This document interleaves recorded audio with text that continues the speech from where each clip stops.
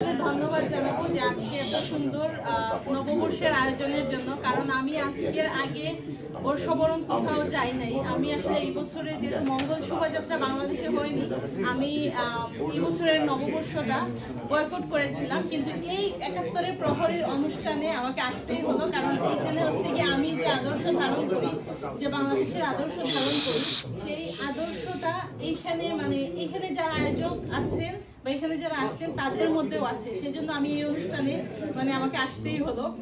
আর একটা জিনিস যেটা বলবো, যে বর্তমান সময়ে যেটা এই গত ১৬ বছরের কথা যদি বলি, তাহলে ওই সময় বাংলাদেশের নারীরা যে স্বাধীনতা ভোগ করেছিল, যে নিরাপত্তা ভোগ করেছিল, সেই জিনিসটা কিন্তু এই মুহূর্তে নেই।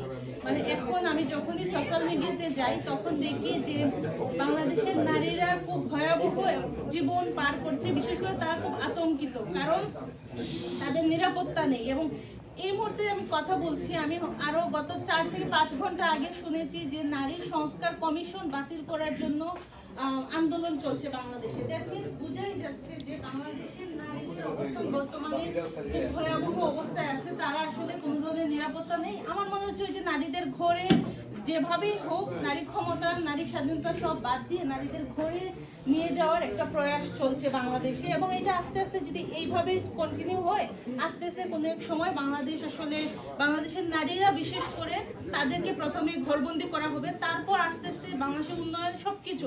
এই যে বাংলাদেশ দখল হয়ে গেছে, যে ৭১-এর যারা ছিল পাকিস্তানিরা, তারাই কিন্তু মেটিকুলাস ডিজাইন করে এই বাংলাদেশটা দখল করেছে। এবং সেটার ভয়াবহতা কিন্তু বাংলাদেশের সবার উপর পড়বে, বিশেষ করে নারীদের উপরও পড়বে। আফগানিস্তানের নারী হয়েছে।